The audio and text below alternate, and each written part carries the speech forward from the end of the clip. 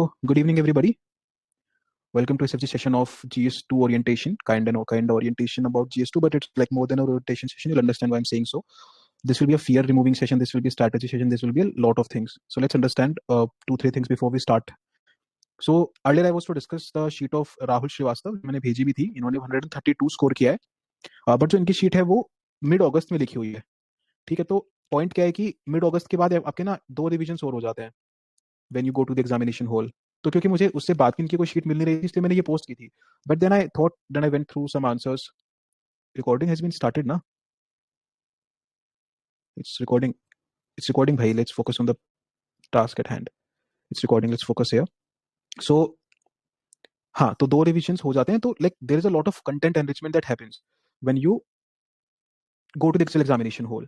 Now, then I came across a copy of rank 1 Ishita Kishore. उनकी वो अभ्यास की कॉपी थी and it was written in August end, बिल्कुल August end पे. तो I was to discuss this copy first. इनके भी like ऐसे 130 marks के आसपास है. It is a very good score. But then I thought कि यार इनका तो ऑप्शनल PSIR ही है एंड नेचुरली PSIR वालों को थोड़ा ज्यादा याद होगा, स्पेशली इन GS2. तो आई वाज लाइक नहीं, फिर ये भी डिस्कस नहीं कर सकते हैं. तो then I came across this particular file. तो गरिमा लोहिया की फाइल है ये, इनकी AIR2 है. और सेकंड थिंग ये है कि इनका जो ऑप्शनल है वो कॉमर्स वगैरह कुछ है. सो मतलब ऐसा कुछ नहीं है कि उन्होंने अपने ऑप्शनल के लिए चीजें बहुत ज्यादा पढ़ी होगी. थर्ड थिंग, इनका स्कोर बहुत अच्छा है.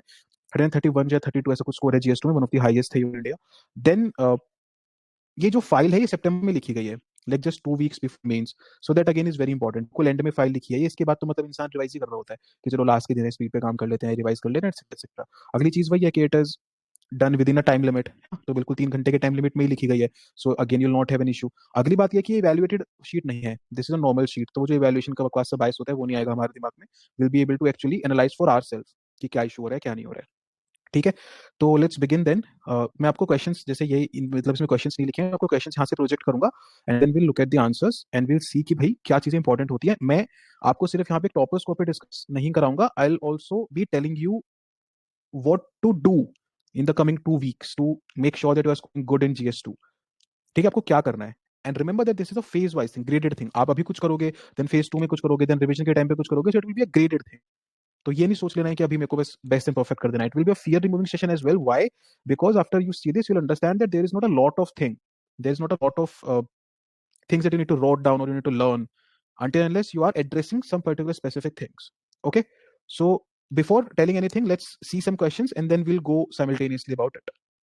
Okay, so I want everybody to read this particular question. The biggest critic of basic structure doctrine from its inception has been it being shrouded in confusion, vagueness, and a formulation which is loose and not precise.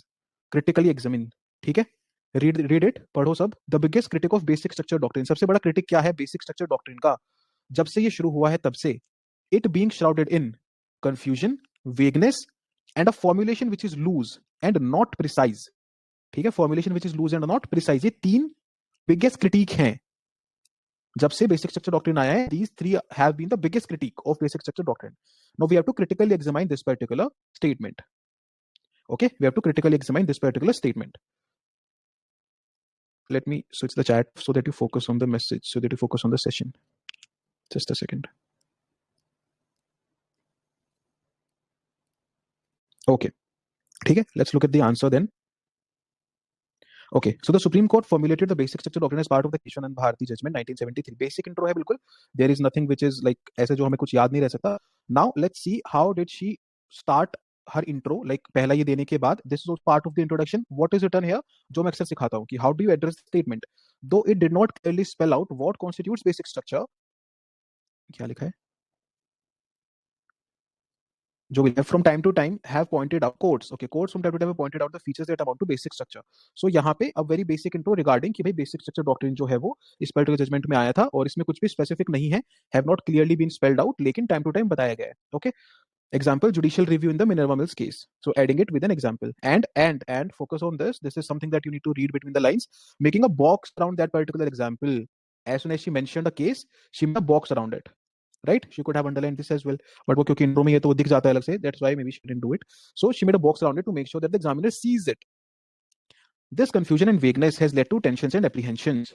Okay, the question was कि भाई जो ये issue है ये पूरा का पूरा कि भाई तुमने सही से बता नहीं रखा है, इसकी वजह से there have been some issues. So let us look at what are the issues. Doctrine of judicial review empowers high courts and supreme courts to invalidate any law or judicial action which is violative of the basic structure. However, since what is basic is not clear, it leads to unlimited powers with the courts. तो पहला issue एक ये हो गया. So it is not necessary for you to complete each and every word or each and every point of yours within one sentence or sentence. Sometimes in some questions you need to explain a few things, and you should explain a few things. Using basic structure, Supreme Court has curtailed many prior legislations such as the Tribunals Act, which kept away the jurisdiction of High Court. Okay, अभी ये दो points में इन्होंने बताया कि what are the confusions and weakness. The appropriate words have been used from where? From the question. This is showing the examiner कि भाई देखो मैं question के हिसाब से ही चल रहा हूँ. I'm moving as per the demand of the question. Then, however, it is true that the doctrine, why this particular thing? Because the keyword was to critically examine. खाली examine होता तो भी हम यही करते हैं, discuss होता तो भी हम generally यही करते हैं. So that's not a very big deal. But yeah, however, it is true the doctrine of basic structure that was upheld the fundamentals of our constitution, that has upheld fundamentals of our constitution and protected our basic features like sovereignty, secular separation of power. Not delineating it clearly gives Supreme Court a power which is needed to keep with the living tree nature of our constitution. However, courts must make sure that any arbitrary encroachment into each of this domain is not desirable. ठीक है, इसमें कुछ भी देखेंगे अगर पैसा तो there is nothing which is too hefty, which is too like ऐसे कि मतलब बहुत ही add कर दिया कुछ, like nothing to be overwhelmed with. Both basics and there are just two judgments that have been mentioned. There are two genuine points that have been mentioned. The demand of the question has been addressed and adhered to, and a positive vibe by saying that कि भाई ठीक है basic structure doctrine आप define नहीं कर रहे हैं, limited is needed ताकि वो कॉन्स्टिट्यूशन जिंदा रहे. And then concluding it again by balancing to the demand of the question, because the demand of the question was regarding the weakness. So उसको बैलेंस कर रहे हैं कि भाई ठीक है इसका मतलब ये नहीं है कि आप आर्बिट्री एनक्रोचमेंट करने लगोगे, that is not desirable. Okay, now the value additions in this particular thing can be any cases you can remember, anything said by any like review committee, constitution review committee, some more examples that you can add. For example, a very important example when it comes to basic structure is the Indian judicial services वाला जो judgement आया था आपका, है ना, judicial appointment commission. तो आप उसकी बात अगर यहाँ पे करेंगे एक पर्टिकुलर एग्जांपल देके तो it will also be a good point. But what I want to tell you is that खुद आपको ऐसे बहुत डिफरेंट या बहुत ऐसा नहीं लगेगा इस पर्टिकुलर आंसर में कि पता नहीं क्या ही नया आ गया है. Let's look at the another question. Sedition law in any form is a threat to civil liberties and presents an opportunity for its weaponization against dissenters and detractors. Should India do away with the sedition law? Justify your opinion. Sedition law in any form, किसी भी form में अगर sedition law है, why did like इस question पूछा भी क्यों गया? Because it was in news regarding the IPC judgment. Threat to civil liberties and presents an opportunity for its weaponization against किनके against dissenters and detractors. तो क्या India को डू अवे कर देना चाहिए with the suggestion law? Give your opinion, justified, है ना, justify your opinion. Question समझ में आ गया सबको? बेसिक क्वेश्चन है 124 बेसिक क्वेश्चन. क्या इंडिया को डू अवे करना चाहिए इससे because it is a threat to civil liberties? Whatever your opinion is, you have to justify it. So let's look at the answer and understand how do we need to tackle or how do we need to study when such a question occurs. To answer such a question, recently Supreme Court put in abeyance the operation of section 124 of IPC. Wahi, exactly the word that has been used, abeyance, put into abeyance, which defines sedition as, what is the definition of sedition? Anyone who by words, written or spoken, signs of his representation brings or attempts to bring disaffection, contempt or hatred towards government established by law is guilty of sedition. So इस particular case में उन्होंने क्या किया? She has defined sedition. She has defined 124 and then told कि भाई starting में this is in news because of the abeyance thing. So another very contextual intro is, अभी समझ में आ रहा है intro? One way of doing the intro is by mentioning the articles, mentioning the judgments. Another way of doing the intro is by mentioning the current affair वाला. But because it is a GS2 का paper and your answers are regarding polity and law, what you need to always have in mind is कि भाई अपने answer को उसके according रखना है. So wherever you get some opportunities to quote some judgments or to quote some articles or to quote some law, do not miss upon that opportunity. Even if it is coming a bit like ऐसे out of the box, out of the blue, like not necessarily in line with things, but it's okay to do so. Correct? Should India do away with sedition? Right? तो पहले like positives में obviously point आएंगे because it was a demand of the question. Then however के points आ जाएंगे because we don't want to do away with it. So let us have a look at the points. A colonial relic, पता ही है चीज which has outlined its utility and is a threat to civil liberties needs to be done away with. ठीक है? तो क्यों do away करना चाहिए? Colonial relic है. It presents opportunity for weaponization against dissenters. ये देखो वही मैं बोल रहा हूँ. See exactly the terms that have been mentioned in the question has been as it is picked. ठीक है? तो ये क्या किस चीज को वायलेट कर रहा है? Article 119(1)(a. So now see this, the statement could have been ended here, but we went far, like 3 words और डाल के we just made sure कि हम एक article और डाल दे रहे हैं so that angle of GS2 writing a polity based answer, a law based answer comes here. It doesn't differentiate between government and state. Example, see that's a very good point. Example, Vinod Duan, NDTV journalist, was charged with under Article 124 for his criticism of the central government handling COVID-19. So now the point comes कि भाई क्या हम ऐसी चीजें बोल सकते हैं? You can do that. It's okay. है ना, हर चीज में don't have to be politically correct. You're not the part of the system अभी. You are just appearing for an examination. It's okay. Conviction rate as per NCRB is 3.3%. This shows the frivolous nature of charges and potential issues for victimization of dissenters. Violates अभी ये देखो, violates UDHR of 1948. That's again a point. तो ये याद रखो ये चीजें कि हमें क्या क्या डालना है. Make a list of it. Make a list of things that you will want to add in your answers. Something from the UDHR doctrine, something from the World Human Rights Commission, something from the National Human Rights Commission. Then what else? A data. Some basic data regarding some particular things that are in news or something like this. So when you will be reading the 365, just make sure that you are carefully remembering these things. Right ऐसा जरूरी नहीं है जो मैं आज ही समझा रहा था, ऐसा जरूरी नहीं है कि आपके 365 के टॉपिक्स उठ के क्वेश्चन आ जाएगा, but you will always be able to use them in various ways. Supreme Court in the Sanskar Maratha case versus State of Maharashtra upheld the legitimate criticism of the government is not sedition. We have lot of examples. We have a lot of judgments that refers to 124A और sedition और criticism. अच्छी काफी बार बोला है supreme court ने lot of things कि भाई just criticism नहीं होता है and it has to invoke a particular action to be called sedition. ऐसे ऐसे करके lot of times it has been said. So यहाँ तक हमने बताया through 5 points that this is the thing भाई, ये चीज है and we should not be like adhering to it. However, some also argue that section 124 is needed to tackle anti-national elements, secessionist tendencies and violent overthrow of state. It is in line with power of contempt provided to courts. ठीक है, second opinion दिखा दिया but in a very short way because the main thing was this particular चीज. और अभी way forward हमें और दिखाना है because that will become important here, क्योंकि once you have given an opinion, once you have said कि remove it but still it is important, what becomes more important is you tell the book ना भाई, तुम कह रहे हो कि important, तुम कह रहे हो कि हटा दो, देन तुम कह रहे हो कि नहीं जरूरी भी है, तो आखिर में कंक्लूजन क्या है? द कंक्लूजन कम्स आउट कि you give a way forward कि कैसे करना है. Till the center doesn't come up with its criminal law amendment, the Supreme Court recommendation in Kedarnath versus State of Bihar needs to be followed. That the sedition case is charged only when it incites to violence. भाई जो मैं बात कर रहा था अभी. So in this particular judgment, Supreme Court ने क्या बोला था in the Kedarnath judgment कि भाई तभी होना चाहिए sedition when it is inciting violence, नहीं तो तुम बेफालतू में sedition मत लगाओ. As Supreme Court in the Shreya Singhal judgment, ये आ गया आपका conclusion में अग्निक judgment आ गया. Said that innocent and protected criticism of the government is sine qua non for a vibrant democracy. Oppressive laws like sedition should be done away with. So taking a firm stand, है ना, taking a firm stand. तो कुछ stands आपको पता होने चाहिए जो आपको लेने हैं, should always be justified, well justified. समझ में आई चीज? तो अगर अभी देखोगे इस पूरे आंसर को overall, so what are the good points here? It's a good answer, है ना. तो इस पर्टिकुलर आंसर पे बेटर मार्क्स मिलेंगे ऑब्वियसली, बिकॉज यहाँ पे आपने डेफिनेशन दे दी 124 की, देन आपने एक दो आर्टिकल्स दे दिए, then you give a current example also, you give the current news also जिसकी वजह से क्वेश्चन पूछा गया, then you give a data also, you give 2-3 judgments as well. तो this was an overall good answer. But what I want to tell is कि आपको prepare क्या करना है. So when you are preparing sedition, just prepare it on 2-3 heads कि भाई कुछ भी क्वेश्चन आ जाएगा, इससे बाहर तो मैं वैल्यू एडिशन नहीं डालूंगा ना.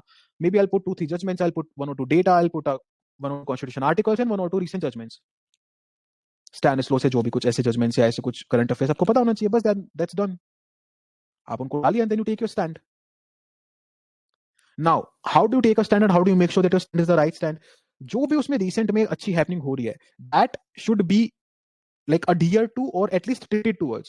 इसमें हमने देखा कि there was a good point कि हाँ भाई सुप्रीम कोर्ट ने बोल दिया कि अबेंस में डालो, राइट. तो अब अबेंस डाल दिया है तो इसका मतलब Supreme Court is also saying कि भाई इसको रोक के रखो. That is why in the end you can safely take it कि भाई सेडिशन को हटाओ.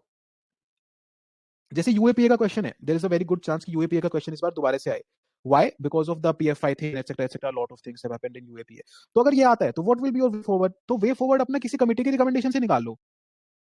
जैसे क्या बोला गया था कि यूएपी की जो चीजें हैं उनको किसी दूसरे एक्ट के अंडर डाल दो, आईपीसी के अंदर डाल दो normally, and then do away with the UAPA.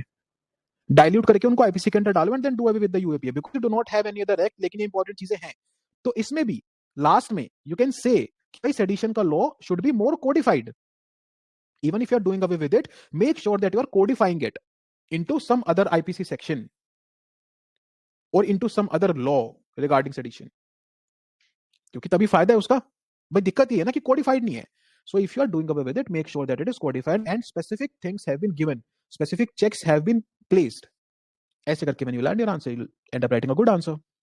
तो क्या समझ में आया हमें इससे कि जब हम पढ़ रहे हैं anything which is in current, जब हम पढ़ रहे हैं तो we do not need to remember the argument. इसमें ऐसा कौन सा आर्गुमेंट है जो आप नहीं लिख लोगे? है ना? क्या है इसमें ऐसा कौन सा आर्गुमेंट है जो आप नहीं लिख लोगे? कंटेम्प्ट ऑफ कोर्ट के लिए है, सेशनिस्ट टेंडेंसीज के लिए, क्या नहीं लिख सकते आप? You can very easily write these things. All you need to remember is some judgments, a few data, a few commit, a few recommendations. ये चीजें आपको अपने दिमाग में सेट करके रखनी है. Then use them liberally. ठीक है. सबसे इंपॉर्टेंट चीज क्या है? क्वेश्चन की डिमांड से नहीं हटना है हमें. When you start doing that, you start losing marks. वो नहीं होने देना है. That needs to be tackled and taken care of. I hope that's clear with everybody. Let's look at another question. The preamble is not a mere solemn resolution, but majestic expression of philosophy, principles, and the purpose of the Constitution. Elaborate. अच्छा, एक बात, जैसे इस question पे वापस आते हैं. So in this particular question, like the first question, the biggest critic of basic structure doctrine from its inception has been it being shrouded in confusion, vagueness, and formulation, which is loose and not precise. So if you have to give a like better picture of it, अगर आपको दिखाना है, तो जैसे इस particular answer में if you see, सो यहाँ पे जो आपके पास ये स्पेस है, इतना जो स्पेस है, this space can be utilized, या फिर this space, even the space below it, can be utilized to show कि क्यों वो कंफ्यूजन, क्यों वो वेगनेस हो रहा है. Okay, that will also be a good strategy because three keywords have been used here ना, confusion, vagueness and formulation, which is loose and not precise. तो इन तीनों को टैकल कर दो. That will also be a very good thing to do. कि भाई confusion क्यों हो रही है, वेग क्यों है, फॉर्मुलेशन लूज कैसे है. So if you'll address these three keywords, then also it will be a good practice to do. Ethics में बहुत help करता है ये. Okay, the preamble is not a mere solemn resolution, but majestic expression of philosophy, principles, and the purpose of the Constitution. Let's elaborate upon it. अब देखो simple है ना, this is just an elaboration, so you don't need to go into preamble का criticism. है ना कि नहीं भाई इसको change कर दो, कुछ नहीं. It's a very normal question, and it has just talked about elaborating it. So to elaborate upon it, let's see how this has been answered. Okay, so Palkhiwala called our preamble as an identity card of the Constitution. These are some very basic like ऐसे lines, और ये आप हर दूसरे toppers copy में देख लोगे. सो ये जब आप toppers copy, are going through some toppers copy, और you going through some basic material, just make sure that you are noting them down to be use somewhere. तो इसमें क्या होता है ना, आपको इंट्रो सोचने का जो टाइम है वो सारा बच जाता है when you are doing such things. It is not a mere solemn resolution but an expression of philosophy, purpose and principles of the constitution. As it is उठा के लगा दिया है from the question, as it is, है ना. Then philosophy, अब एक एक चीज को डील कर दो. Why is it a philosophy? Why is it purpose? Why is it principle? यही किया होगा most probably. Philosophy, purpose, principle ही देखो. So it becomes easy, है ना, when you are. अब इसमें सबसे अच्छी चीज क्या है? What is good about doing such a thing? That you are telling the examiner कि भाई मैं तो digress हो ही नहीं रहा हूँ. I am right there. और अब इनके like इसके content में आप देखना, you will not find anything very extraordinary. But hitting the demand, sticking to the demand in all the questions is the key to getting above 120. And then you write some questions very nicely. तो बस फिर set है भाई बात. आ रहे हैं फिर 125 plus 130 तक भी आ रहे हैं. Then let's look at this, the philosophy of the Constitution. Our Constitution envisages democratic institutions and functioning, and it's reflective in our preamble. है ना, Constitution की philosophy कैसे preamble में reflected है, या फिर how is it not just a mere resolution but an expression? How is it expressed in the preamble? तो इसका एक बेटर तरीका ये भी हो सकता है कि आप बताओ एक साइड में कि ये Constitution की philosophy है, ये preamble के कौन से कीवर्ड में reflected है. That is also a very nice structure to make. वो भी बना सकते हो आप. The mapping structure that I often call it, तो एक तरफ बता दो कि ये philosophy है Constitution की, it is reflected in this particular manner. ये भी तरीका ठीक है, doing it in points. So democratic institutions की बात करते हैं, preamble में reflective है. Justice, social, economic, political की बात करते हैं, Constitution makers ने बोला था कि Constitution का essence है liberty and equality essential for full protection of individuals. और ये preamble दिखाता ही है, it is very well given in the preamble. Right? कोई बहुत extraordinary नहीं है, just have to recall the terms of the preamble, और फिर तो आपको content align करना है ना बस. ऐसा थोड़ी है कि भाई ये philosophy of the Constitution में कोई बहुत हमने बड़ी बातें कर दी हैं. We just saw the terms that have been used in the preamble and tried to align it as per the philosophy of the Constitution. Simple.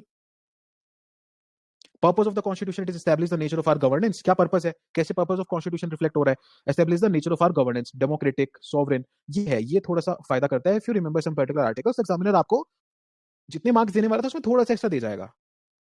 सो वो जो थोड़ा थोड़ा एक्स्ट्रा है ना, वो आखिर में 10 मार्क्स का डिफरेंस क्रिएट कर देता है. That is why you see a lot of people scoring till 120, but not a lot of people scoring above 130. यही डिफरेंस है. As reiterated by Government of India from time to time. What was it? Sovereign. ठीक है, okay.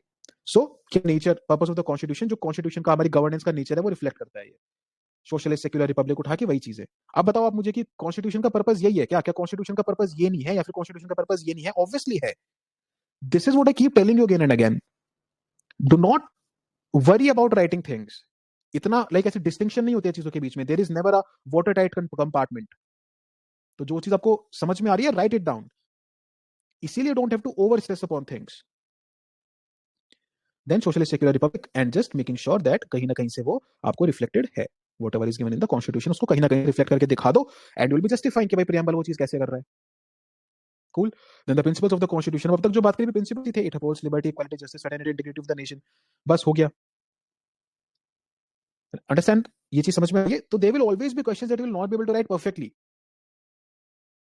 ठीक है? There will always be questions that you will not be able to write perfectly, and that's okay. Therefore, Supreme Court in the Kesavananda Bharati case, 1973, ruled the preamble is an integral part of the Constitution, and reference is made to it in case of conflicting interpretations. जब भी कुछ issue आता है, use the prelims वाला वो जो question था, है ना, legal effect. It has a legal effect when read with other parts of the Constitution. Use that in your conclusion. हो गया conclusion. कोई इतना बड़ी बात नहीं है. केशवानंद भारती केस कितनी जगह आ जाएगा एक पर्टिकुलर पेपर में, बिकॉज इंपॉर्टेंट.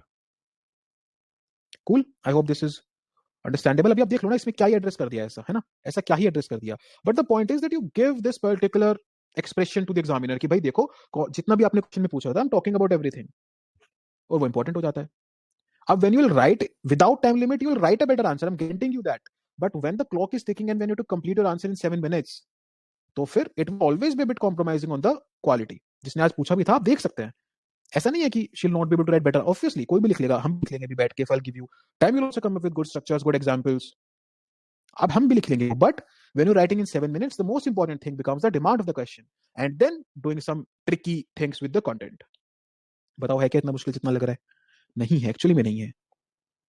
ठीक है, लास्ट में जाते जाते हमने प्रेम्बल की थोड़ी सिग्निफिकेंस बता दी, एंड वी आर डन. इसमें हम एक बात क्या कर सकते थे, इसमें थोड़ी सी ऑब्जेक्टिव रेजोल्यूशन की बात कर सकते थे. That would have been a keyword here, कि भाई जब हम बात करें ना पर्पस की, तो ऑब्जेक्टिव ही ये था, जो भी ऑब्जेक्टिव था उसको एज इट इज प्रेम्बल में आपने कन्वर्ट कर दिया, तो वो रिफ्लेक्ट करता है.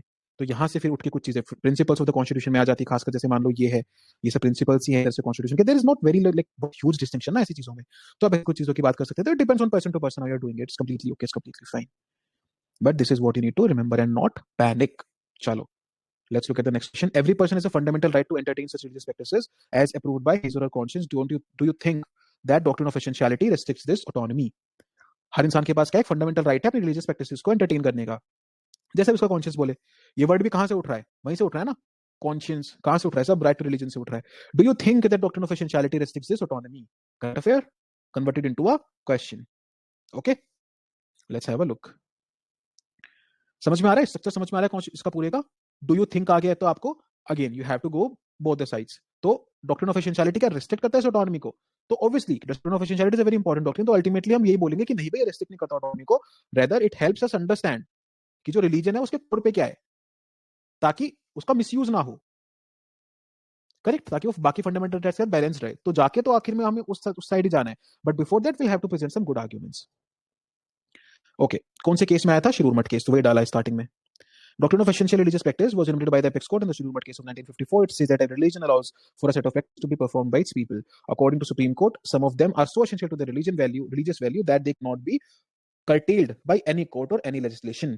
ठीक है, स्टार्टिंग में अच्छे से बता दिया कि क्या मतलब है इस डॉक्ट्रिन का, ये कब आया and everything. Then, however, other than those, all other practices are non-essential and can be reasonably restricted by legislators. But when? कब रेस्ट्रिक्ट करोगे आप साथ साथ में ये भी बता दो. लाइक आगे बता सकते हैं. For example, recently the Karnataka high court has said that the hijab wearing not an essential religious practice and can be curtailed. वही क्या आ गया यहाँ पे? करंट अफेयर का रेफरेंस आ गया that I was talking about. ठीक है, क्लियर? तो यहाँ पे आपने सुप्रीम कोर्ट का जजमेंट दे दिया, डेफिनेशन दे दी, और आपने फिर करंट अफेयर का एग्जांपल दे दिया. Does it restrict the autonomy to practice religion? The absolute discretion of courts in interpreting what constitutes CRP often leads to restricting the autonomy of religion. है ना, पहला इशू क्या है कि भाई आपने एब्सोल्यूट डिस्क्रिप्शन दे रखा है कोर्ट्स को कि जैसे चाहो वैसे इंटरप्रेट कर लो. And many times it is cited as judicial papism. ठीक है, नाउ सी, इसको उसमें लिख दिया है कैपिटल्स में. And it is against the secular fabric of India. The sheer lack of knowledge of full religions makes room for error. See, this is a very important point कि भाई supreme court को क्या पता कि सारे के सारे रिलीजन्स में सब कुछ है. फिर किसी भी कोर्ट को कैसे पता कि हर रिलीजन में जो नॉलेज है वो बेसिक नॉलेज क्या है, कहां से शुरू हुई थी? It takes an expert of the religion to figure it out.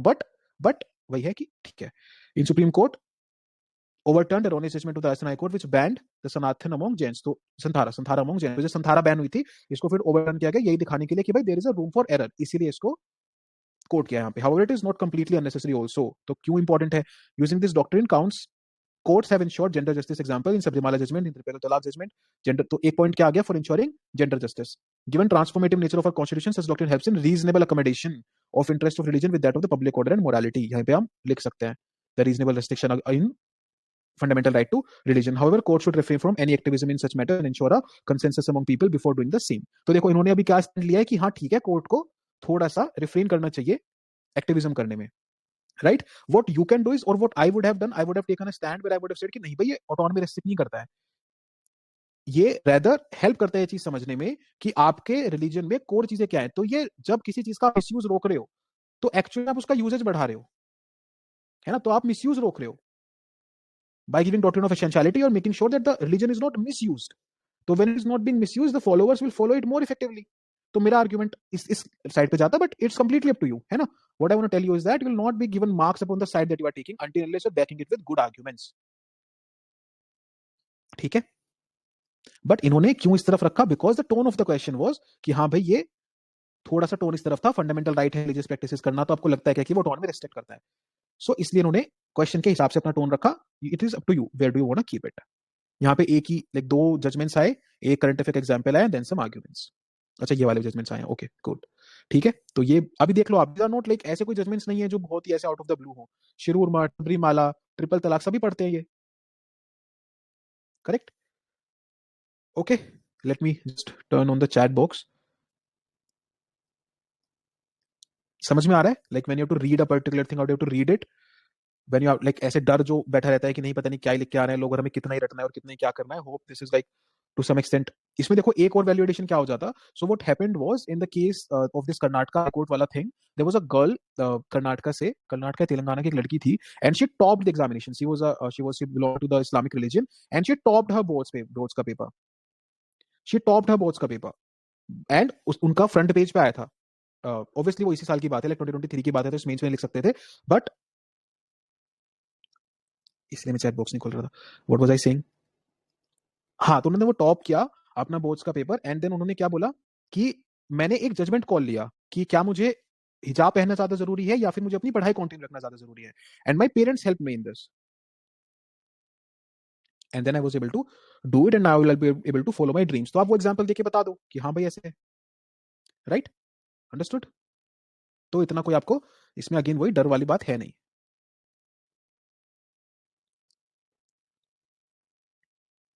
हाँ, that is also in stand, that is also stand, that's okay. Okay, let me just turn the chat box of, नहीं तो फिर यहाँ पे। हाँ, वही नवनीत, मुझे भी ये था कि थोड़ा सा वहां पे वी शुड, इसलिए मैंने वापस जाकर उस क्वेश्चन को हैंडल किया ना कि वो तीनों टर्म्स को आपको यूज करके दिखाना चाहिए कि भाई कैसे ये चीजें हैं। ठीक है, एंड दैट्स ओके यार, not everybody can write every answer to the best, that's completely okay. Told of concluding with a judgment or committee, what if you already exhausted them in the body? Then conclude with a positive vibe, that's okay, then conclude with a positive vibe, ऐसा कुछ है नहीं। GS2 के diagrams अभी देख लेंगे, it is not important to put diagrams यार, ऐसे डायग्राम को ऐसे ये मत मानो कि डायग्राम्स डालने से नंबर आते हैं, ऐसा कुछ नहीं है। Diagram should only be used when they are to be used, like logically. Question में जो दिया हुआ स्टेटमेंट में यूज कर सकते हैं, हाँ हाँ, स्पेशली द कीवर्ड्स यार, कीवर्ड्स तो बिल्कुल यूज करो, beat essay, beat your GS, keyword should be used. हाँ, मतलब ये नोट्स आपके पास रेडी होने चाहिए कि कौन से मुझे जजमेंट्स चाहिए, कौन सा आर्टिकल, कौन सी कमिटी चाहिए। That is why I sent a PDF also yesterday, एक और भेजूंगा। इनसे इनफ है, like if you do this you practice enough number of PYQs, क्योंकि ये तो आसान क्वेश्चंस हैं। When you look at PYQs there are some very typical questions, specially in the governance part, even the polity part. तो वहां पे आपको ना डिमांड एड्रेस करना is very important. When I like Rishabh कल एक सेशन ले रहा था जीएस2 का in some other group, and वही हम डिस्कस कर रहे थे, the most important thing when you look at PYQs of GS two is that you are not able to understand the demand of the questions, that becomes very tricky, very tricky. At least 4-5 questions में हर साल बहुत tricky demand हो जाती है। So when will be taking the PYQs का session, अब जब आप लिखेंगे तो हम आपको वो चीजें समझाएंगे। It will not always be about the content, right? Content आप देख ही रहे हो ना, इतना कोई टिपिकल है नहीं, इतना कोई डिफिकल्ट है नहीं कि आपको मतलब ऐसे 15 जजमेंट्स डालने हैं हर उसमें। मार्क्स आपको इस चीज के नहीं मिलते हैं, मार्क्स आपको सिर्फ चेरी के कभी नहीं मिलते हैं। It is about the quality of your cake. ठीक है, let's look at question number 5, the divergence between intent and impact. ये देखते हैं, फिर उसके देखेंगे, फिर लेट्स, अच्छा चलो इसको छोड़ो, let's see if there is, governance का नहीं है ना, ये सिर्फ पॉलिटी के हैं। है गवर्नेंस के तो क्वेश्चंस। अच्छा आईआर नहीं है इसमें, ठीक है, आईआर के अलग से देख लेंगे। Let's look at this question, ये क्वेश्चन देखते हैं एक बार। Do you think the competition commission of India has been as successful in protecting consumer rights, promoting fair competition and restricting monopolistic tendencies with its western counterpart? अब ये question क्या लग रहा है कि ये नहीं आता होगा, है ना? अगर मैं आपसे पूछूं कि आपके पास कितने वेस्टर्न काउंटर पार्ट्स आपको पता है, जो जैसे इंडिया में कंपटीशन कमीशन ऑफ इंडिया, ऐसे वेस्ट में कितने हैं? हार्ड लिख दो के नाम याद आएंगे और शायद ना भी आए, एंड दैट्स कंप्लीटली ओके। और ऐसे एक दो क्वेश्चन आते भी हैं जहां पे आपको पता नहीं होता है कि भाई क्या चल रहा है। So how to tackle this questions? पढ़ लो क्वेश्चन एक बार, जस्ट इरेज इट, पढ़ो उसको एक बार, let's read it. Do you think that the Competition Commission of India has been as successful in protecting consumer rights, promoting fair competition, and restricting monopolistic tendencies, which is Western counterpart? क्या इन तीनों चीजों को, इतने तीनों चारों चीजों को इतना सक्सेसफुली ये डील कर पा रहे कॉम्पिटिशन कमीशन ऑफ इंडिया जितना इसका वेस्टर्न काउंटरपार्ट कर पा रहा था? ठीक है, रेड क्वेश्चन देखें आंसर, क्वेश्चन नंबर 7 है ना ये. Okay. Competition Commission of India was formed under the Competition Act 2002 aimed at upholding competition, preventing monopolistic tendencies. ठीक है, बेसिक, बिल्कुल बेसिक. कौन से उससे बना, से बता दिया. How far has it been successful? Through its orders, it has ruled against multiple unfair trade practices like misleading advertisement of brands. It has played active role in restricting monopolistic tendencies of companies, thus leading to a healthy business environment, cheaper and quality product to consumers. समझ में आ रहा है? आ रही है चीज समझ में कि नहीं पता है स्पेसिफिक आंसर? तो नेवर थिंक दिस कि वो एग्जामिनर को समझ नहीं आएगा. जब आप और मैं समझ सकते हैं पढ़ के कि दूसरे क्वेश्चंस की जब बात हो रही थी तो डेटा आ रहे थे, फैक्ट्स आ रहे थे, यहाँ पे आ रहे हैं तो जैसे चीजें आ रही हैं कि हाँ भाई मोनोपोलिस्टिक टेंडेंसीज को रोकता है, environment, healthy business environment create करता है. However, it has failed many a times. It has not been able to provide level playing field to multiple smaller companies or brands. यही बोलोगे ना जब कंपटीशन क्यों नहीं लाइक टैकल हो पा रहे, तो यही बोलोगे कि हाँ भाई छोटे जो बिजनेस हाउसेस उनको नहीं मिल रहा है. Unlike Western commissions, it has not been able to secure citizens' participation and could not ensure effective grievance redressal. Don't ever think that the examiner sitting there is a fool और वो आपको 4.5 5 5.5 दे. ऐसे नहीं होती है मार्किंग.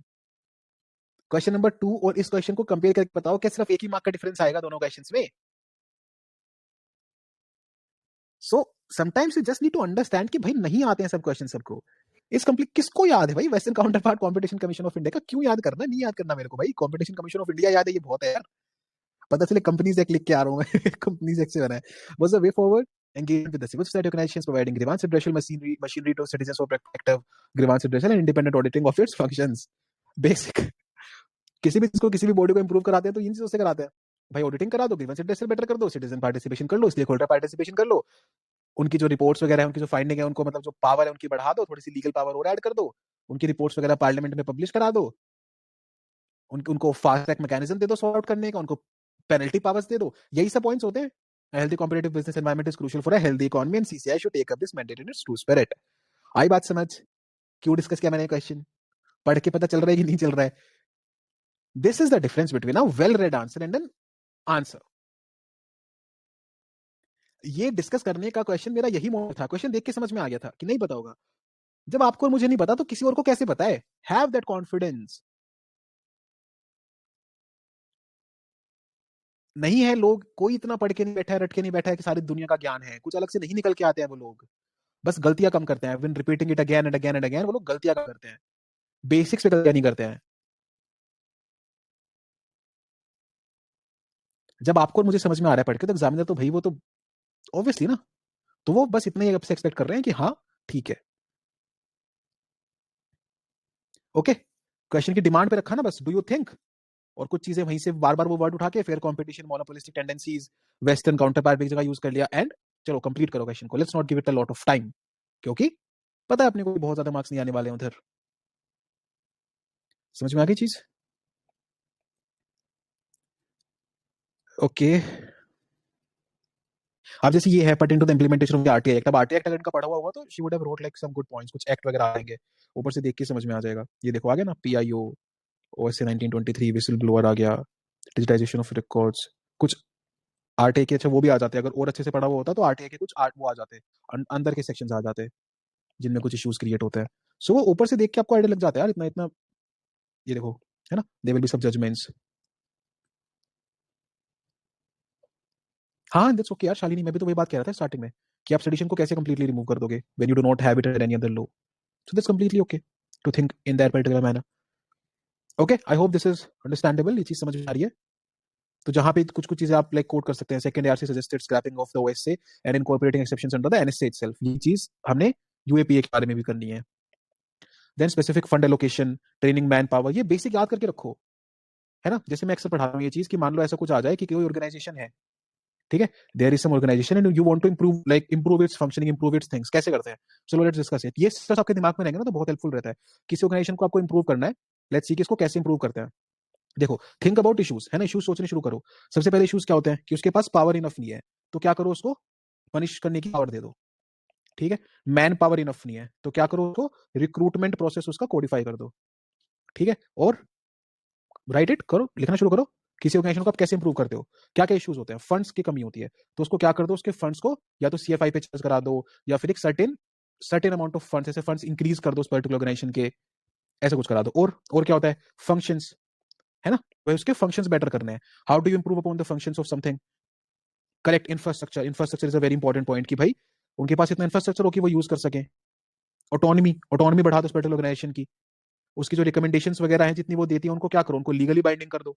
अरे फर्क नहीं पड़ता भाई, आप दो के दे के आओ यार पॉइंट, कोई ऐसा थोड़ी क्या आंसर शीट है पार्लियामेंट में जाके कि देखो ये प्रिंस गुप्ता ने लिखा है कि भाई रिकमेंडेशंस को लीगली बाइंडिंग कर दो तो आप कर दो, ऐसा थोड़ी है, दे के आओ points. And when you have them in your brain, when you have them in your brain, when you have practiced them, when you structure them, they will come onto your answer sheet, है ना। Social auditing good, अच्छा point है। तो ऐसे ऐसे करके just have these things in your brain when you are doing PYQs, थोड़ा सा लिख के रखो इन चीजों को, तो ये हेल्प करती है बाद में generating a lot of points. यही तो है, देख लो ना कहाँ था, see, fund allocation, manpower, digitisation, independence, right. तो हमेशा कुछ पॉइंट्स ऐसे आएंगे, ये सब में ही आते हैं। व्हेन लाइक मैं आपको 365 में भी जब कुछ चीजें पढ़ाऊंगा तो ये चीजें आएंगी, रिपीट होंगी। Okay, I hope that's understandable. Let's look at something else now, let's look at some other question to understand कि 15 मार्कर में कैसे डील करना है। Okay, why did the constitution makers prefer union of states over the federation of states to describe India? To what extent this preference is responsible for tensions in center-state relations? अच्छा question है, क्या question है, why did constitution makers prefer union of states over federation of states to describe India? India को describe करने के लिए ये term क्यों यूज किया गया? To what extent is this preference responsible for tensions in the center-state relations? इसकी वजह से कितने एक्सटेंट तक टेंशन हो रही है, कितने एक्सटेंट तक इसकी वजह से टेंशन हो रही है, just remember that. Let's have a look.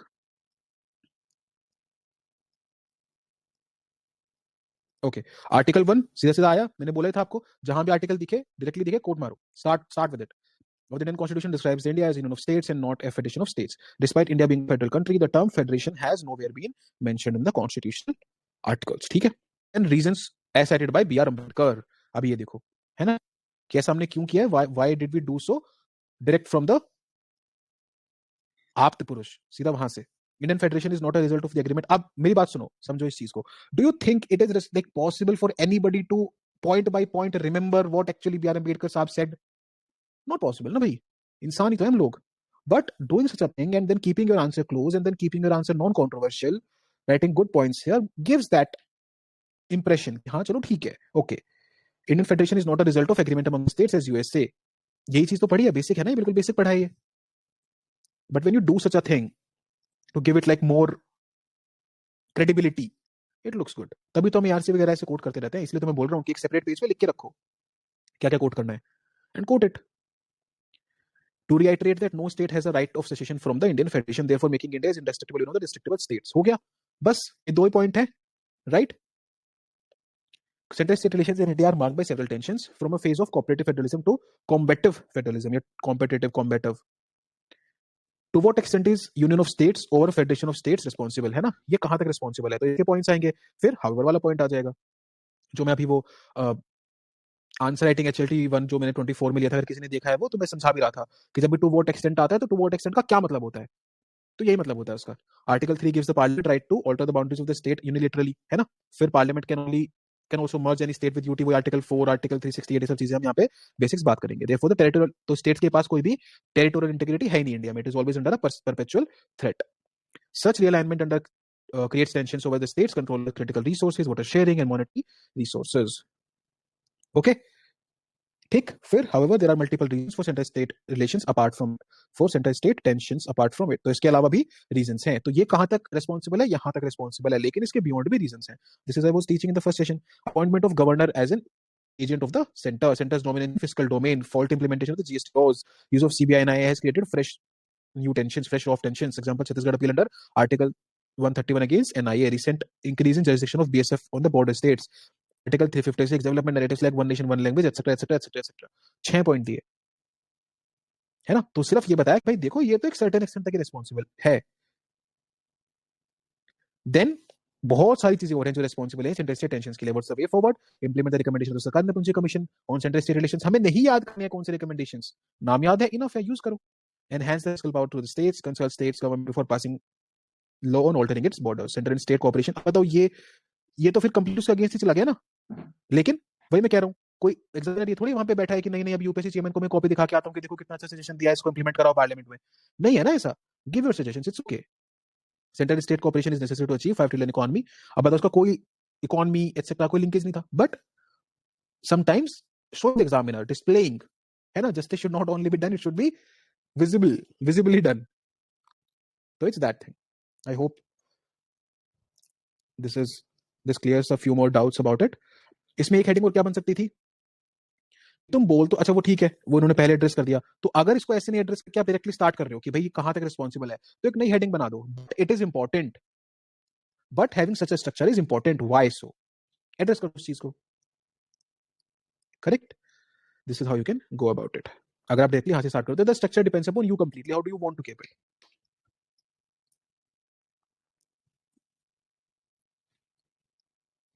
चलो let us look at some other question.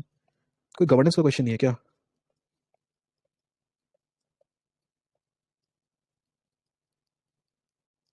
अभी देखो ये भी लाइक एक वेल एक्सपेक्टेड क्वेश्चन है, हालांकि यूपीएससी पूछता नहीं है ऐसे ज्यादा, बट ठीक है, मैरिटल रेप पे। चलो ये वाला देखते हैं।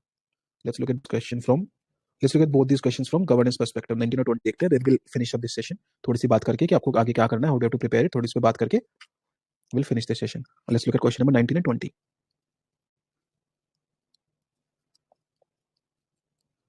20 यहाँ पे होगा, 19 यहाँ पे होगा। ओके ठीक है, सो क्वेश्चन पढ़ लेते हैं एक बार। Since the paradigm shift from government to governance and further to good governance, pressure groups have emerged as strong mechanism for making the democracy participatory, transparent, accountable, and responsive. Elucidate. Since कब से? Since the paradigm shift from government to governance and then further to good governance, इसकी वजह से क्या हो रहा है, जब से ये हुआ है तो क्या हो रहा है, pressure groups have emerged as strong mechanism for making democracy participatory, transparent, accountable, responsive. इस पे आपको इल्यूसिडेट करना है, ठीक है। प्रेशर ग्रुप्स के बारे में कुछ अच्छी बातें क्या रखी हैं, specially because of the switch that is being taking place from government to governance to good governance, इससे डेमोक्रेसी को अलग अलग वेज में स्ट्रेंथन किया to elucidate upon this particular thing. ठीक है, आपको दिखाना है कि कैसे हो रहा है। व्हाट डज इल्यूसिडेट मीन, कि आपको दिखाना है कि कैसे हो रहा है, this is happening, to show it. Let's have a look. Okay, pressure groups have emerged as a third sector of the governance in our country, varying from industrial advocacy groups like FICCI to charitable institutions. They have successfully ensured good governance is upheld in India. ठीक है, normal हमने question से link किया।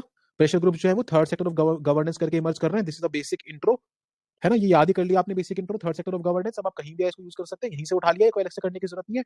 Then link it with the question, एक example के साथ question से link किया कि इन्होंने क्या किया है, सक्सेसफुली इंश्योर किया गुड गवर्नेंस अपहोल्ड हो रही है इंडिया में, they successfully done it. Simple, linked it with the question. Now, pick up keywords. Participatory, transparent, accountable, responsive. हो गया elucidate. इसके बियॉन्ड तो एग्जामिनर ऊपर ऊपर से स्कैन ही करेगा कि हाँ भाई ठीक है, यहाँ तक तो मेरा इंप्रेशन वैसे ही बन गया इस कॉपी के लिए। चलो देते हैं number.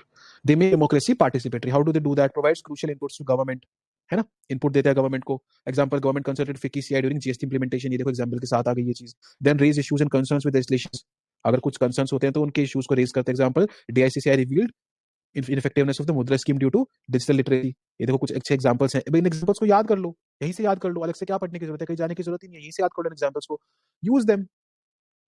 Provide inputs on matters that needs to be taken up for legislation, example trade union democracy etc. जहां पे अभी देखो, this is what keywords help in, keyword का जितना वो बना दिया ना हवा उतना है नहीं। एलुसिडेट कीवर्ड आया था, इसका मतलब ये था कि आपको बताना था कि हाँ भाई ये हो रहा है, तो ये हो रहा है आप कैसे बताओगे, इधर you'll give it some data और you'll give some examples to show कि हाँ भाई ये हो रहा है। तो जहां आपको एज इट इज एग्जांपल पता हो एज इट इज एग्जांपल दो, जहां नहीं पता एज इट इज एग्जांपल क्या करो, इंप्रेशन छोड़ो कि मेरे को पता है ऐसे एग्जांपल्स। यही होता है smart writing, this is how you write your answers. ये देखो, provide inputs on matters that needs to be taken up for legislation, ठीक है, क्या मैटर्स उठने चाहिए, example trade union democracy etcetera. इसकी जगह आप और कुछ रख सकते हो, कैसे मैटर्स पे होना चाहिए, जैसे अभी कोई भी मैटर उठा लो जो देश में चल रहा है, टॉक अबाउट इट, किसी ना किसी प्रेशर ग्रुप ने बात ही करी होगी उस बारे में। पेपर से उठा लो, मेरिटल रेप आया था इससे पहले, for example criminalization of marital rape etcetera. Where you बात करिए क्या, नहीं बात करिए ना कहीं भी कि किस प्रेशर ग्रुप ने किया, ये इशू उठाया बताया। they make democracy transparent, hold the government accountable by using the information and making disclosures. People come to know about intent behind the passing of various legislations. तो ट्रांसपेरेंट कैसे बना रही है ना, गवर्नमेंट को अकाउंटेबल होल्ड करके बना रही है, इंटेंट पता चलवा रही है लेजिस्लेशन के पीछे का. अकाउंटेबल, ये देखो अब अगले लाइन में अकाउंटेबल आ गया. फिर वही FICCI, raise concerns on the inverted just and held government responsible for it. Held government responsible for it, ये क्यों लिखते हैं? Why do we write such things? To align it to the demand of the question. आ रही बात समझ? By not providing their support through electioneering in the next elections, they keep government at its door to uphold public welfare. यहाँ पे example दे सकते हो, right? The farm law movement, उसमें ये तो हुआ था. नो डोंट स्टार्ट थिंकिंग कि भाई ये पॉजिटिव है negative, that's completely a different topic. Make the democracy responsive given their huge social capital, their efforts can not be overlooked. वही वाली बात को दोबारा रिपीट करके लिख दिया. ये वाली बात है ना ये, कि भाई इलेक्शंस में they play a major role, क्योंकि इनकी जनता में पकड़ है. ये बात हमने यहाँ पे लिख दी बस सोशल कैपिटल वर्ड यूज करके, कि सोशल कैपिटल है तो उनकी बातों को कोई ओवरलुक नहीं करता. They cast pressure on the government to pass public welfare policies. अब बताओ ये कितना, कहां इसमें नहीं है ना कुछ. You are just aligning your content to the demand of the question. इसीलिए कह रहा हूं कि पीवाईक्यूज लिख लोगे कुछ बचेगा ही नहीं लिखने को. However, many times negative role is also played by them in vested interest which undermines democratic values. बस example, their opposition to labor laws because it would have led to increased compliance requirement. तो ये करके हमने इसका दूसरे वाला side भी दिखा दिया कि हमेशा it is not a very रोजी पिक्चर. 15 मार्क में अच्छा भी होता है कि आप एक दूसरा साइड दिखा दो. Given the crucial role played by the pressure groups, they must play proactive and responsive role. अब ऐसे क्वेश्चंस में making a diagram is very easy, but why to make a diagram? मत बनाओ ना, क्या जरूरत है ऐसी? कहां लिखा है कि उसके बाद ही नंबर मिलेंगे आपको? कुछ नहीं हो रहा. Don't make a diagram if you don't have to. Given the crucial role played by the pressure groups, they must play proactive and responsive role. तो आपको क्रूशियल रोल मिला है तो उसको निभाइए अच्छे से. कोई फैंसी कंक्लूजन नहीं है, कुछ नहीं है. So please understand this thing कि nobody is a pro here. अच्छे से पीवाईक्यू लिख लोगे, थोड़ा सा कंटेंट देख लोगे, याद कर लोगे, समझ लोगे. सबसे इंपॉर्टेंट क्या है? समझ लोगे आंसर कैसे लिखने हैं, कैसे डिमांड हिट करनी है, कैसे डिमांड मीट करनी है. That would be more than enough. More than enough. I hope that's clear. Let's look at the last question as well, फिर थोड़ी बात करते हैं. The rapid expansion of mobile networks, proliferation of smartphones, and data revolution have made M-governance, mobile governance, an integral part of the government welfare program. Discuss. ठीक है, पढ़ो दोबारा से. The rapid expansion of mobile network, इसकी वजह से क्या हुआ है? Proliferation of smartphone and data revolution, इन तीनों चीजों की वजह से क्या हुआ है? Have made M-governance an integral part of the government welfare program. Mobile network expand हो रहा है, करेक्ट. स्मार्टफोन ज्यादा बढ़ रहे हैं, डेटा का रिवोल्यूशन आ गया जियो के बाद. इसकी वजह से एम गवर्नेंस जो है वो गवर्नमेंट वेलफेयर प्रोग्राम्स का इंटीग्रल पार्ट बन गया है. Discuss it, let's see. Simple data है, आपने कहीं सोसाइटी वगैरह में याद किया होगा, यहाँ पे यूज करने का मौका मिला है, यूज करो. India presently has third largest base of internet users. Given this huge base of mobile internet users, M governance और mobile governance have become an integral part of the government welfare programmes. As it is, उठा लिया, correct. ये वाली चीज from the question, it has been picked up from the question and then just used. What are the advantages? It is cost effective, it helps in timely delivery of services, it is convenient. With some examples, examples always helps in making your answer specific and it's the easiest way to do. है ना, data याद करना हमेशा मुश्किल होता है, लेकिन IRCTC पे टिकट तो सभी बुक करके बैठे हैं ना भाई आज तक. इनकम टैक्स सभी फाइल कर रहे हैं ऑनलाइन, करेक्ट. कॉस्ट इफेक्टिव क्यों है? पेसलेस हो गई हैं चीजें, घर पे बैठ के कर लो, जाना नहीं है, ट्रैवल नहीं करना है, लाइंस में नहीं लगना है, एफिशिएंट है, hassle free. चौथा point, hassle free. Example, use of Kisan Vigyan apps by farmers have made it easy for them. तो क्या एडवांटेजेस है वो हमने देखे 5 6. Then what are the concerns with M governance? Why is this put here? Okay, discuss की वजह से, ठीक है. Okay. Then DigiLocker during COVID, CoWIN app, Aarogya Setu, digi locker. कोई भी ऐसा नहीं है ना कि भाई आपको नहीं पता. क्या नहीं पता इसमें? आपको डिजी लॉकर नहीं पता, आरोग्य सेतु नहीं पता, या सिटीसी नहीं पता, किसान विज्ञान एप्स नहीं पता, और भी है बहुत सारे हैं, स्वयं वगैरह, ये कितने सारे हैं. अभी ये इसमें तो बहुत सारी चीजें और कितनी डिस्कस हो सकती है. आप देखो तो कैसे इसको एड्रेस करने के कितने तरीके हैं. Let's look at this question. देखो, M governance has become an integral part of government welfare programmes. इसको उठा लो. गवर्नमेंट वेलफेयर प्रोग्राम किस किस लिए चलाती है? दिमाग में घुमाते रहो, हर एक को एक डिजिटल सर्विस से, एक एम गवर्नेंस सर्विस से, एक ऐप से, एक पोर्टल से लिंक करते रहो. लेबर के लिए श्रम पोर्टल आ गया है, चाइल्ड लेबर के लिए पेंसिल पोर्टल आ गया है, माइग्रेंट लेबर्स के लिए अलग पोर्टल्स आ गए हैं, अलग एप्स आ गए हैं, हेल्थ के लिए अलग चीजें आ गई हैं, डिजी हेल्थ के लिए अलग चीजें आ गई हैं. Keep using. Moreover, if you want to make some arguments बना सकते हो इस पर्टिकुलर केस में. इनको आर्ग्यूमेंट्स में कन्वर्ट करो एंड देन एग्जांपल्स में यूज करते रहो. दिख जाएगा गवर्नमेंट के वेलफेयर प्रोग्राम में आप. It is very easy to handle these questions if you have a basic idea, understanding of how to write answers. What are the concerns with the M-governance? Digital literacy and digital divide, possibility of frauds, payment frauds, etc., cyber attack, ये सब चीजें, ये सब issues हैं. This, that. Given the transformative potential of M-governance, government must ensure that the moving ahead M-governance is inclusive and sustainable, and also cyber space में ये safe होना चाहिए. Cyber safe. यहाँ आप बात कर सकते हो Digital India Bill की. Digital India Bill is making sure that governance structure is not just transformative, it is also secure, safe. एक अच्छा स्पेस बन रहा है. What are the ways? Digital literacy program सबको चलाने चाहिए. Data protection bill ये उसी का पार्ट है. Digital rights on the lines of EU which guarantee inclusivity, sustainability. Cyber infrastructure needs to be strengthened. तो अच्छा खासा way forward दे दिया. Now what I would need to understand is इस question में एक चीज बहुत ध्यान से समझो कि when you know that such a question has come up and you do not have a lot of arguments to put, आप क्या कर रहे हो? There is a basic structure. आपने पहले एग्जांपल वगैरह देखे, सबसे पहला पार्ट एड्रेस किया कि भाई सबसे पहले तो आपने इंट्रो किया. इंट्रो में आपने बता दिया गवर्नेंस क्या होता है, क्यों बढ़ रहा है. दूसरा आपने फिर एग्जांपल्स के थ्रू बताया कि गवर्नेंस देश में क्यों इंपॉर्टेंट है. इसको बेटर हम कैसे एड्रेस कर सकते हैं? वल्नरेबल या वेलफेयर प्रोग्राम्स के थ्रू कर सकते हैं. लिस्ट करते जाओ. तीसरा इश्यूज बताया आपने, क्योंकि डिस्कस था, राइट, कि स्टिल एम गवर्नेंस के क्या इश्यूज हैं कंट्री में. आप बात कर रहे हो वेलफेयर प्रोग्राम की, लेकिन सबसे बड़ा पैराडॉक्स ये है कि वेलफेयर जिन लोगों का होना चाहिए उनके पास तक तो पहुंचा ही नहीं अभी तक, या पहुंचा भी तो उनको यूज करना नहीं आता है. You talk about internet revolution, है ना, आप डेटा रिवोल्यूशन की बात कर रहे हो ना, you talking about data revolution, but आज तक भी उन लोगों के पास वो डेटा पहुंचा नहीं है. When you talking about public wifi, वो उनके पास नहीं पहुंचे, उनकी स्पीड नहीं आ रही है. Limited to only 30 cities, oh sorry, limited to only one tier cities, metropolitan cities, correct. Then you talk about, अब इश्यूज बता रहे हैं तो हमें बताना है कि इसको इंप्रूव कैसे करेंगे. Talk about way forward. तो जितना भी आपने कभी साइबर के लिए प्रिपेयर किया है, right all of those way forwards here. Digital India bill, data protection bill, करो उन सारी चीजों की बात. Cyber space infrastructure, cyber police, training the man power in cyber police, cyber policing train करो उन चीजों में, ताकि जितने भी फ्रॉड्स वगैरह हो एम गवर्नेंस के नाम पे वो ना हो रहे हो. Moreover increase data penetration, decrease digital divide between rural India and digital India to keep it align to the question. Question तो साइबर, ठीक है, हमने बात कर दिया बहुत सारी साइबर चीजों की, डेटा प्रोटेक्शन, इन चीजों की हमने बात कर दिया, but to keep it more align to the question, talk about the cyber efforts that are needed to make it more inclusive, कि वेलफेयर प्रोग्राम एक्चुअली में वो लोग टैकल कर सके. अवेयरनेस, वही बात भी करी ना उन्होंने, डिजिटल अवेयरनेस बढ़ाने की, लिटरेसी बढ़ाने की, correct. So this is how you show an analysis. When you do not have enough content, diversify your answer. Make more number of headings, give more examples, make it more interactive with examiner. And then remember the objective of the governance is better governance. ICT is just a tool. Second ARC ने ये चीज बोल दिया कि ultimately it is about better governance. ICT is a tool to do that. तो आपको focus इस चीज पे रखना है कि ICT is handling and performing this particular act of bettering the governance structure. Okay, I hope that's clear. I hope थोड़ी कुछ चीजें पर्सपेक्टिव में आई है. Let me just turn on the chat box. I hope some things have been addressed and you have got some perspectives of doing things.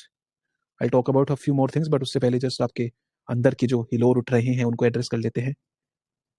Let me give you a channel to write something down.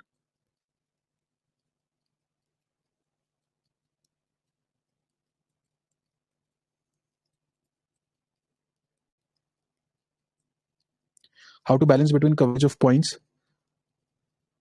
and depth of points, like center state questions. First half had less points in depth, and second half more points and less depth. It depends upon, na yaar.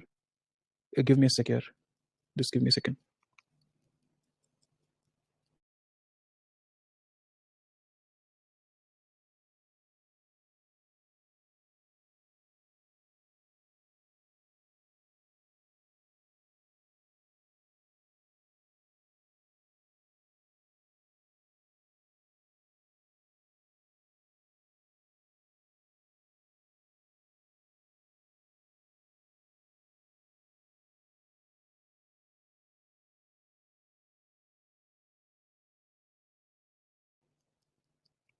Sorry. कहाँ थे हम? How to balance points of coverage of points and depth of the point center state question. First half had less points in depth and second. ये ना ईशान कि आपको पता कितना है. It depends upon कि your knowledge base कितना है आपका. So जहाँ पे आप इन डेप्थ जा रहे हो उसका मतलब आपका नॉलेज बेस है. जहाँ पे आप ज्यादा डाइवर्स जाते हो उसका मतलब ये राइटिंग पॉइंट्स होंगे ना. तो जहाँ पे आपको अच्छे पॉइंट्स पता होंगे, it's good to write points in depth. Marks मिलेंगे यार उसके. बट इन डेप्थ का मतलब ये नहीं होता कि एक्सप्लेन ही करते चले जाओ. इन डेप्थ का मतलब ये होता है कि अच्छा कोई एनालिटिकल पॉइंट पता है आपको, कोई अच्छा वैल्यूएडिशन पॉइंट पता है. उसका मतलब ये नहीं कि एक्सप्लेन ही करते जा रहे हो. बहुत ज्यादा एक्सप्लेनेशन में तो विश्वास रखना ही नहीं है. कंसिडर करके चलो एग्जामिनर को चीजें आती है. डर कम हुआ, गवर्नेंस कहाँ से गवर्न करना है, ठीक है, मैं बताता हूँ. 90% डर तो हो गया खत्म.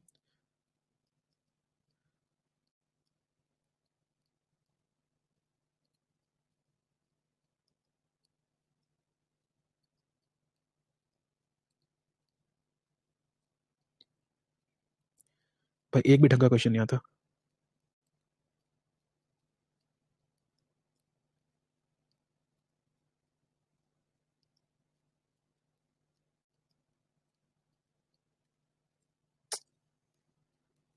कितनी उम्मीदों से मैं क्वेश्चंस की तरफ देख रहा था। चलो let me address a few more things now.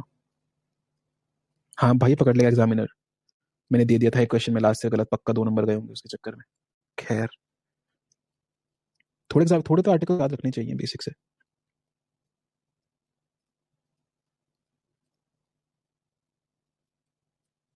Okay, let's talk about a few things. जैसे एक ये है कि भाई अपन को किस तरीके से फॉलो अप करना है। सो देखो, पहली चीज ये है कि just make this in your head, just be clear with this that you know a lot of things already. Okay, so हर चीज दोबारा से पढ़नी नहीं होती है। Don't have to go through all the notes and everything again and again. पहली चीज अपने दिमाग में रखो, पॉलिटी जिस दिन इंसान यूपीएससी की तैयारी शुरू करता है तब से पॉलिटी पढ़ रहा है। तो पहली चीज भी क्लियर इन योर हेड कि you know things, you just don't know, if at all, you just don't know how to write them or how to put them in points, how to put them in an answer as per the demand of the question.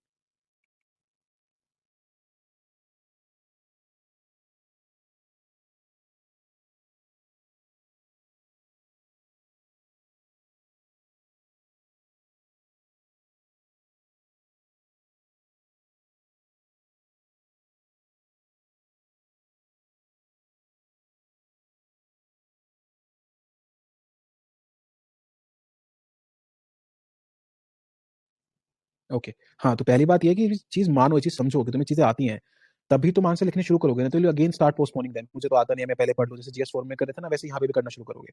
So the first thing that you need to understand is that you know things, now you have to write them down, you to brainstorm upon them, then you will be able to address the questions with even limited content.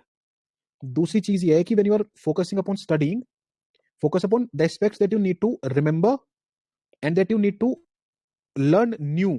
ऐसी दो चीजों पर focus करना है। What do I mean by this, जैसे मान लो remember करने की क्या चीजें हैं भाई, आपके आर्टिकल्स, जजमेंट्स, है ना, कुछ करंट अफेयर जो चल रहा है, मतलब 365 I am talking about. Then what else, some committees वगैरह अगर इसके अंदर आ रही हैं तो उनको हाईलाइट करके रखो अलग से, so that you are able to read them again and again over and over when you are revising your answers, when you are revising your things.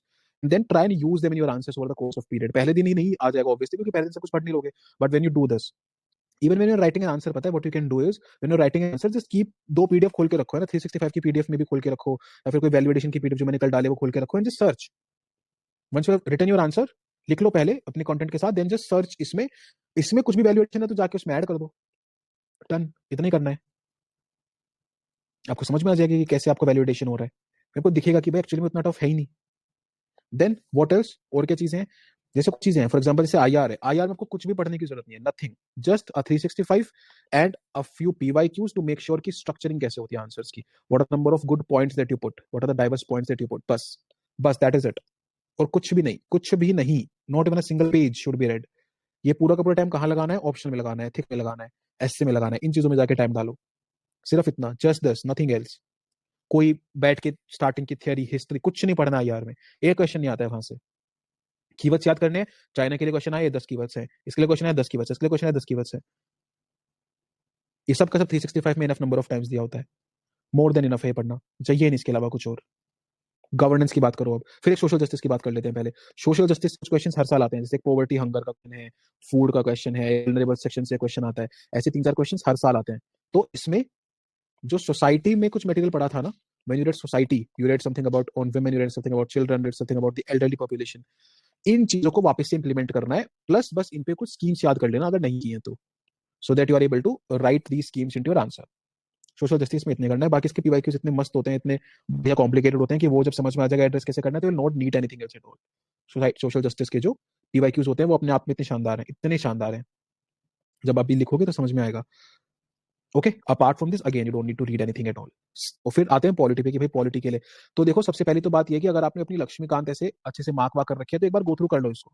इसको गो थ्रू करने से क्या होगा, बट ओनली द चैप्टर जहां से question आते हैं, जैसे फंडामेंटल राइट्स से क्वेश्चन आते हैं, जैसे एनएचआर वगैरह की चीजें, कुछ कॉन्स्टिट्यूशनल बॉडीज कुछ देख ली, so I put up a theme, इस चीज को देख लो एक बार and just go through Laxmikanth एक बार दोबारा से। ताकि इससे क्या होगा कि मतलब वैसे चीजें ना, parliament, prime minister, presidential system, parliamentary system, ये सब चीजें, जस्ट गो थ्रू इट जल्दी से। तो इससे क्या होगा कि आपको वो चीजें रिकॉल हो जाएंगी, then you will be able to put them in your answers. क्योंकि जैसे मान लो ये कुछ बेसिक क्वेश्चंस होते हैं ना कि फंडामेंटल ड्यूटीज है, एनफोर्स नहीं कर रहे हैं, क्यों नहीं कर रहे हैं, एंड इस पे कौन सी कमिटी थी, तो कुछ चीजें सबके सब लक्ष्मीकांत में मार्क्ड होती हैं। मार्क नहीं है तो लक्ष्मीकांत की कोई भी समरी उठा लो and just go through it.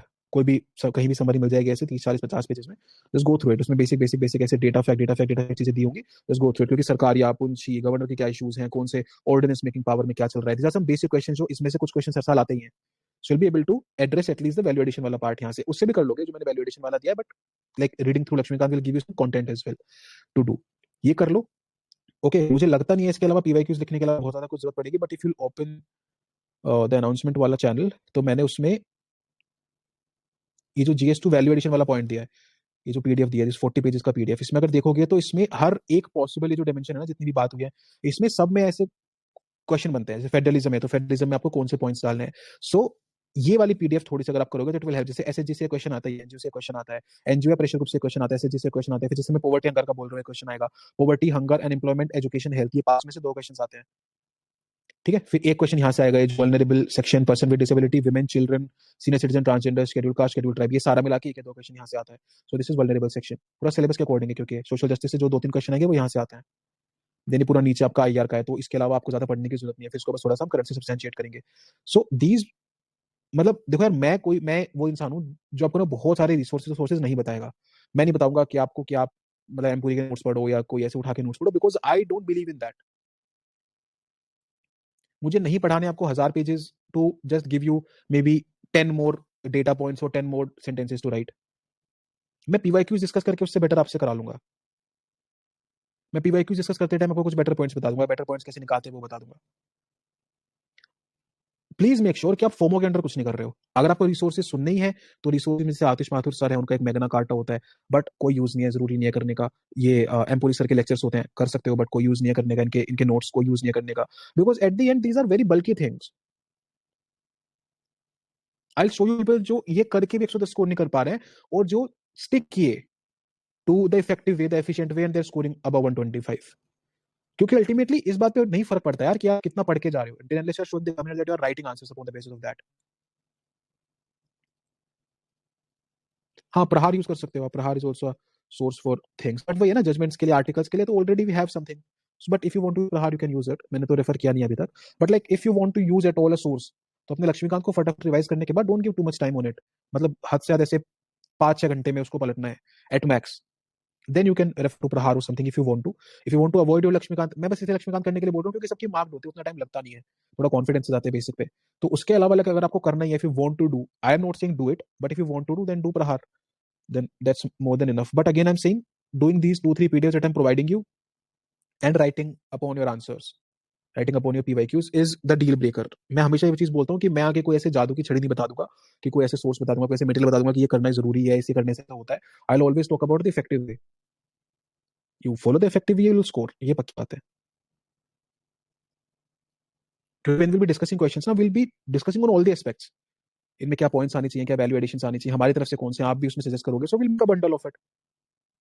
But for now if you want to listen to the sources, अपनी लक्ष्मीकांत एक बार रिवाइज करो ताकि कुछ बेसिक क्वेश्चन एड्रेस हो जाए। उसके बाद मन है तो ओनली एज का डॉक्यूमेंट देख सकते हो, that is more than enough. फिर ये जो मैंने आपको प्रोवाइड कराई है for value addition, these are more than enough. और इसके अलावा 365, 2 365 होंगी यहाँ पे, एक पॉलिटी एंड गवर्नेंस की और एक आईआर की। इतना मटेरियल मेरे हिसाब से तो मतलब ऐसे लाइक मोर देन रिक्वायर्ड है, more than just required but more than required. हाँ, and the most important thing PYQs. Obviously इसके अलावा हम आपको कुछ टेस्ट लिखवाएंगे ताकि आपके करंट के क्वेश्चन वो से पूरे हो जाए, बट मेरे हिसाब से this much is more than enough. Read some toppers copies, कुछ टॉपर्स कॉपीज पढ़ लो। इससे आपको एक चीज और पता चल जाएगी कि भाई कोई बिरला नहीं होता, सब बेसिक्स पढ़ के समझ के उनको इंप्लीमेंट करने के तरीके से लिख रहे होते हैं। टॉपर्स कॉपीज में से दूसरी चीज आपको कुछ एग्जांपल्स वगैरह मिल जाएंगे, वैसे एग्जांपल्स आपको प्रहार वगैरह से मिल जाएंगे। जैसे अभी हमने गवर्नेंस के कुछ एग्जांपल्स देखे है ना, फिर जैसे कुछ चीजें होती हैं, कुछ स्पेसिफिक टॉपिक्स होते हैं, जैसे प्रेशर ग्रुप्स है, एनजीओ है, तो जब इनके क्वेश्चन हम डिस्कस करेंगे तो will talk about some examples. तो एग्जांपल्स अपने याद कर लो जब हम उस पर डिस्कशन कर रहे हैं तभी, है ना। कुछ सर्च करो अपने डॉक्यूमेंट में से, जब ये आंसर आप लिख रहे हो, कुछ नेट से सर्च करो, तो कुछ आप बताओगे, कुछ बाकी लोग बताएंगे, and you will end up get the repository of these things. फिर तो बाकी तो it depends on the question and how you use them in the question, right. अगर किसी को ये है कि मैं रिसोर्सेज और ऐसे बड़े रिसोर्सेज क्यों नहीं बता रहा हूँ, तो मैंने बताया जैसे एक आतिश माथुर सर का मैग्ना कार्टा की पीडीएफ कर सकते हो, एम्पोरी सर की वो नोट्स कर सकते हो, कोई लोग शुभ्रा रंजन के नोट्स भी करते हैं, कोई लोग अपने क्लास नोट्स भी करते हैं, तो ये सारी चीजें हैं, है ना। ये it's up to you if you want to do them. मेरा बिल्कुल सजेशन नहीं है, अलग अलग इंसान के अलग अलग स्ट्रैटेजी हो सकता है, respect other people's strategy, but this is not something that I do, और for that matter any of my friend does. तो ये तो नहीं है चीज। एंड डिसेंट स्कोर आ रहा है, हमारी गलती से कुछ 4-5 नंबर कम होते हैं, वो भी ठीक हो जाएंगे। So this is something that you can do, this is something that you can think upon if you want to. बाकी हाँ, अगर बड़े वाले सोर्सेज भी फॉलो करने हैं तो लाइक ओपन फॉर दैट. ठीक है. Focus upon writing. पहले दिन से बोल रहा हूँ ये चीज, आखिरी दिन तक ये बोलूंगा. Mains is not about studying a lot. देख लिया अपने पीडीएफ फाइल से अभी, इसलिए मैं डिस्कस करना चाहता था, so that you understand that there are just some basic judgments, basic articles, basic recommendation की बॉडीज. रिकमेंडेशंस भी एज इट इज कोई याद नहीं करता है. रिकमेंडेशंस किसकी लिखनी है बस वो याद होना चाहिए. एआरसी, लो कमीशन, सरकार या पुंछी, कुछ ऐसे बेसिक बस ऐसे नाम याद होने चाहिए जो आप दिखा सको. देन सम कमिटीज के नाम कुछ याद हो जाए जो जीएस3 में खैर ज्यादा काम आता है, जीएस2 से ज्यादा कमिटीज जीएस3 में काम आती है. But this is how it actually is. कुछ डेटा है ना, जैसे डिफेक्शन का क्वेश्चन था तो डिफेक्शन के क्वेश्चन में डेटा आ जाएगा एक, है ना. एसोसिएशन फॉर डेमोक्रेटिक रिफॉर्म्स का डेटा है कि 600 प्लस या कितने प्लस ऑलरेडी वो हो चुके हैं defection since the defections have come. ये मुझे कहाँ से याद है, मुझे 365 से याद है. इनफ है. क्या करोगे अलग से पढ़ के जाके कि मेरे को किसी के नोट्स से एंटी डिफेक्शन पढ़ना है? क्यों पढ़ना है जब 365 में टॉपिक कवर्ड है? तो आंसर लिखो ना फिर इसके बेसिस पे. अगर डिमांड ही एड्रेस नहीं करोगे, सिर्फ पढ़ लो, फिर कितना भी पढ़ लो, how will you get marks, how will you score marks? ठीक है, तो ये वाला पॉइंट है. Then let me allow the chat box again. और एक क्वेश्चन प्लीज, मतलब अभी 1 घंटे का टाइमर लगा के स्टार्ट करूंगा, तो एक कोई भी क्वेश्चन जो आपका हो ढंग का, जेन्युइन, जो एड्रेस ना किया हो वो पूछ लो. And then let's wind up this session. कल से इसके आंसर राइटिंग हम स्टार्ट करेंगे. You can ask whatever your doubt is. I'll address it in the next 15 minutes or 10 minutes, and then we are done. एक doubt, ढंग का doubt कुछ भी पूछ लो, then we'll be done with it. Manish, आपका score कम था तो यार पक्की बात है कि आपने एड्रेस नहीं किए होंगे डिमांड ने. तो 96, या तो आपका पेपर छोटा है या तो नहीं, मतलब अपनी डिमांड से एड्रेस किए हैं. दो ही रीजन है, और रीजन नहीं है. और मतलब ऐसे कभी भी नहीं होता है कि आपने बहुत सारे जजमेंट नहीं लिखे तो 96 स्कोर आ जाएगा, कभी नहीं आएगा. कंपैरिजन ऑफ कॉन्स्टिट्यूशन में एक पीडीएफ डाल दूंगा, ऐसे जो मैंने प्रिपेयर कराई थी, मेरे को एक बार टैग कर देना बस. गवर्नेंस के बेसिक्स में क्या रिवाइज कर लें, प्रहार के जो ये कुछ पॉइंट्स है ना, लाइक ओनली एस के प्रहार वाले में से कुछ governance, I put it as well. Governance का मटेरियल में कुछ थोड़ा सा डाल दूंगा अगर आपको उसमें ऐसे कुछ इशू हो रहा है तो. Did all the valuation, how to increase it. वही बोल रहा हूँ, वैल्यूएशन से मार्क्स नहीं होते हैं score. If you want to score 20 marks तो देखो एक बार पेपर खोल के वापस, अपने पक्का पक्का आपने कुछ ना कुछ इश्यूज किए हैं अपने अंडरस्टैंडिंग ऑफ द क्वेश्चंस में. पक्की बात बोल रहा हूँ, मैं सच बोल रहा हूँ ये चीज, बिना क्वेश्चन की डिमांड से भटके. और बता रहा हूँ मैं, जीएस2 में बहुत ट्रिकी होती है डिमांड. कुछ क्वेश्चंस में, एटलीस्ट 7-8 क्वेश्चंस में डिमांड बहुत ट्रिकी होती है. पॉलिटी के बेसिक क्वेश्चन छोड़ दो और आईआर के क्वेश्चन छोड़ दो, आईआर के भी कुछ ट्रिकी होते हैं, but this is the thing.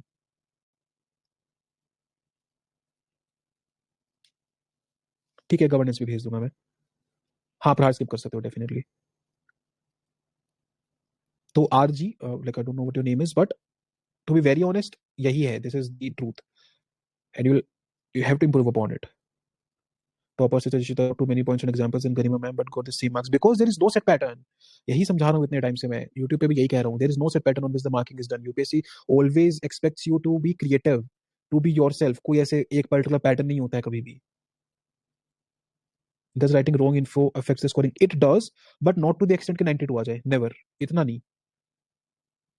Demand satisfaction मतलब क्वेश्चन के सारे पार्ट्स को एड्रेस करना है, क्वेश्चन को सही से. दोनों दोनों दोनों दुशांत, दोनों. In backlog suggestion, just what to suggest, should I go along with group or first complete the backlog? uh, या प्रशांत, फॉर नाउ एटलीस्ट आई से कि जीएस तो सबके साथ कर लो, बिकॉज रेगुलर सेशंस होंगे, ये चीजें होंगी, तो like you will be motivated to do things.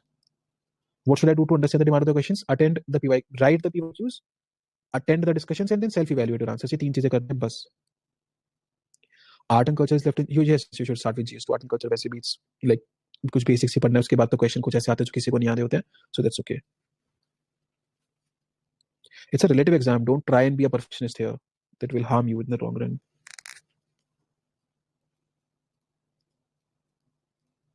ठीक है, can I and the session now? Okay, I hope आपको चीजें क्लियर हुई हैं. प्लीज अंडरस्टैंड कि ultimately it is not about how much you read but how well you write, which will give you marks, and for that you'll need a lot of practice. And I hope everybody is following the things. तो कुछ कुछ sessions आपके time to time आते रहेंगे ये, जिनसे आपका जीएस4 भी प्रिपेयर हो जाएगा साइमल्टेनियसली. जीएस2 हम आपका प्रिपेयर कराएंगे ही वर्ड बाय वर्ड. मैं भी write questions of probability in governance plus case study. GS two start करो यार, जीएस2 तो स्टार्ट करो. Any other toppers copies you would suggest? हाँ यार, एक दो सजेस्ट कर दूंगा मैं, send some copies. yes we will have some sessions Praneeth, but that does not mean that you do not have to read it, क्योंकि हमारे जो सेशंस होंगे it will be fast paced, है ना. मैं एक ही पॉइंट बैठ के एक्सप्लेन नहीं करूंगा. It will be fast paced to tell you कि देखो ये वाली चीज यहाँ पे यूज होगी, ये चीज यहाँ पे यूज होगी, important important important important important. This is how will take it, so you have to read them definitely. Context भी तब याद रहेगा आपको, नहीं तो सिर्फ मेरे बताने बिल्कुल भी नहीं याद होगा. Geography, just stop writing coaching tests, they are too tough to focus on PYQs. भाई PYQs are tougher if you actually see them. हाँ Pankaj, to certain extent that can be done, but please understand जो मैं चीज बता रहा हूँ, सबसे important question होता है आपका वैल्यू एडिशन, आपका कोचिंग, आपकी बुक कोट करना, आपका थिंकर कोट करना, एवरीथिंग इज सेकेंडरी। अगर वो करने के चक्कर में कभी भी जरा सा भी क्वेश्चन को हिट करोगे, क्वेश्चन को मिस करोगे, तो